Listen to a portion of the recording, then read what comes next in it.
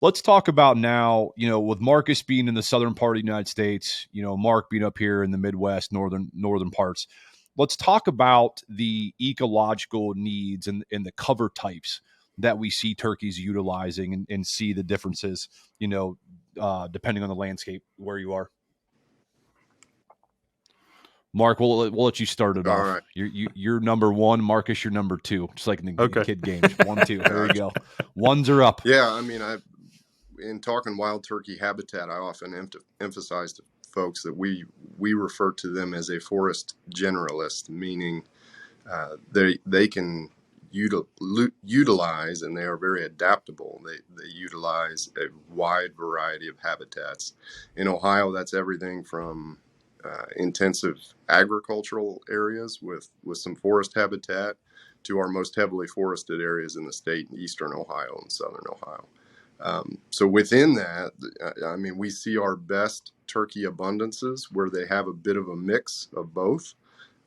So areas with 40 to 50% forest cover, and then open lands make up the rest of the landscape. And that can be row crop agriculture, pasture lands. That's where those are the counties in Ohio where we see our highest turkey abundances. And within that, I guess the things that they're utilizing, not only those mature forest areas where they're going to find food, resources, roost trees, some cover, but we really try to emphasize nesting habitat, brood rearing habitat. And essentially what you need there with any ground nesting bird is concealing cover.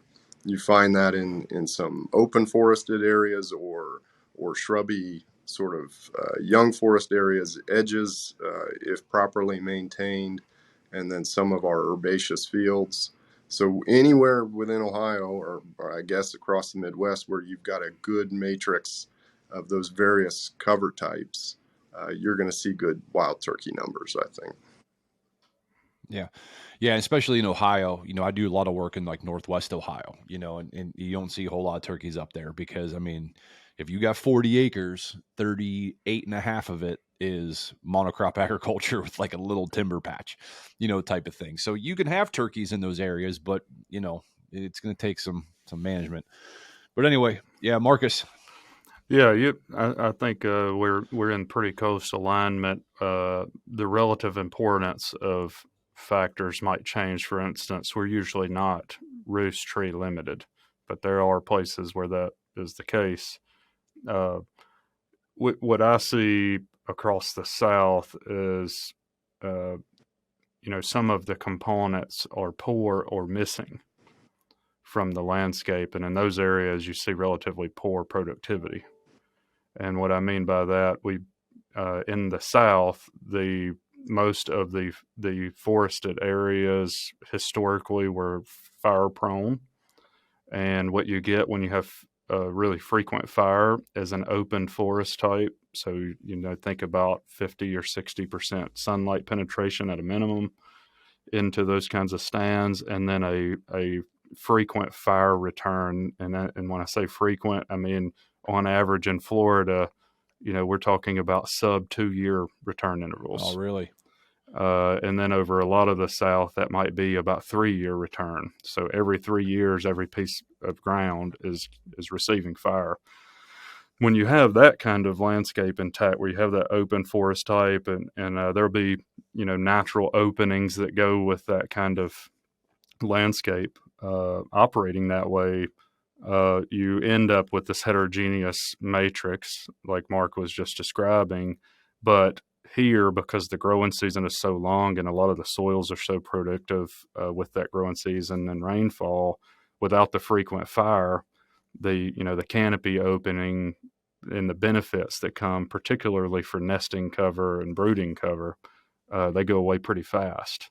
So I think that's something that's a key difference, in the South comparatively, is we have to have really frequent disturbance to maintain a couple of those components. And the other real challenge, I think, and I've focused on it a lot because it's so important for productivity, is most of the places that we would call brooding cover here have been converted to an alternative management practice. An alternative objective is being met with those lands that are not conducive to poult reproduction. So that's a big problem that I see. And we've had 3 studies in the South that independently in different states identified that if you add the percentage of nesting, what we'd call high quality nesting and high quality brooding together, we're still at the landscape scale in a single digit percent of the landscape. Yeah, it's interesting up here, Mark. I'm interested to see what you see. But I live up in Northeast Ohio, and almost all the landowners I work with, all of the properties I've been on, even my own personal properties that I hunt, I'm the property that I'll see in the fall. I'll see 70 turkey. They're roosting, and the timber stands that we have, they're not mature by any stretch of the imagination. When you're talking about canopy percentage, you're probably 5-10%. I mean, I can see 200-300 yards through it. There's not much understory development, right? But there's some decent sized trees. I think the word mature is subjective given what you're looking at. But there's definitely some trees in there that have diameters of 20 plus. So we have turkeys roosting in there. I'll give you an example. My parents' property, I see 70 turkeys out there, and I've got videos of them coming out in the winter, everything like that. And for my deer stand, I can hear them going up into roost. But as we start transitioning and getting closer, to the springtime, nesting season and things like that, they start going away because there's nothing there. There's a mowed field, mowed yard from my parents' property, hard 90-degree edge, and a very immature, poorly managed, forest, type of thing. Now, my parents only own probably maybe 3 or 4 acres of the woods, but there's about 300 acres around it, that I don't have permission to do any timber work on, so it kind of is what it is. But I think that's pretty typical of the landscape that we see up here. So I think a lot of frustrations that hunters have is they're like, I don't know where my turkeys are going. Well, I'll tell you where they're going. They're going someplace where they can build a nest and they can start to do things, and that's just not your property, and by managing your property. Yeah. Go ahead, Marcus. I was going to say, you can change that. Yeah, exactly. In a lot of situations. Which I think is where you're about to go. Yeah, and that's the goal is going in there and opening up that canopy. I know you guys did a great episode on it with Dr. Harper.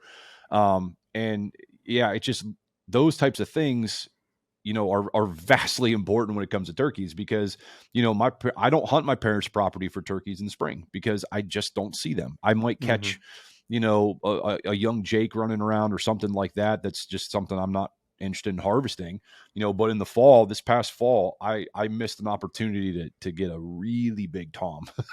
Like he came out of nowhere and I was like, oh my God, but I didn't get a good shot on him. So it was one of those to where I hear the frustration from a lot of people. And I think that's something that is pretty typical here in the Midwest. I mean, Mark, what are you guys running into? Because I know you're on more state land and you guys are working kind of in a mosaic between state and private. I mean, are you guys seeing pretty much, anything similar? Yeah. I mean, you bring up an excellent point about the hard edge, and to dive into that a little further. I mean, what we see in a lot of Ohio are areas that are maintained as open space, row crop agriculture, pasture, or mowed field, unfortunately, as you described.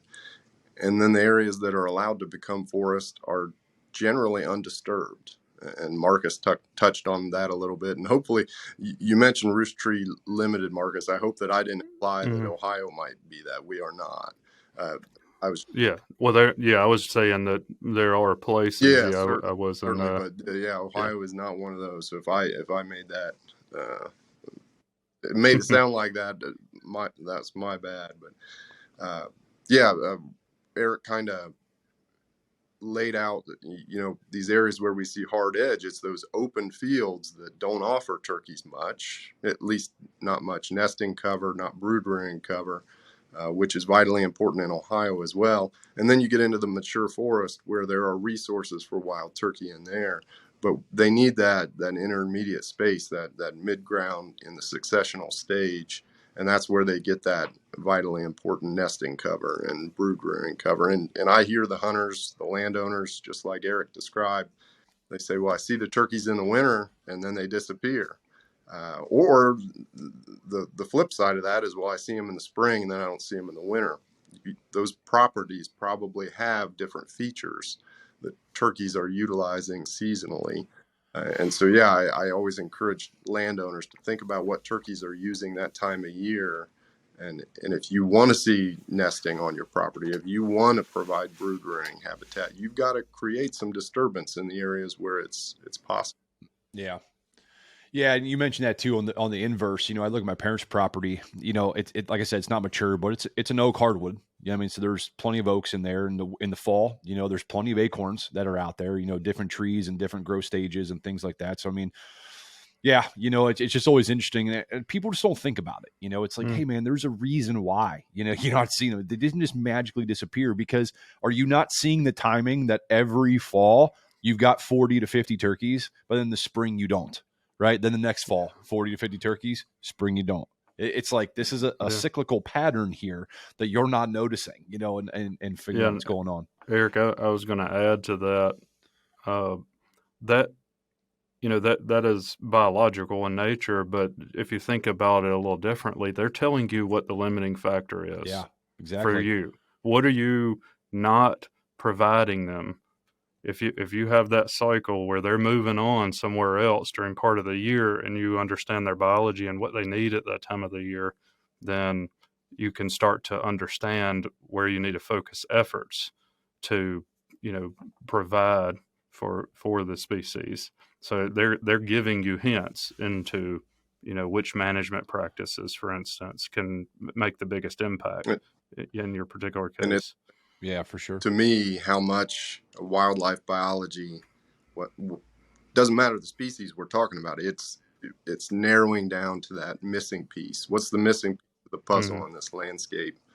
So whether you're talking with a public land area manager or a private landowner, it's all right, you've got this, but we're missing this, and we've got to fill that gap.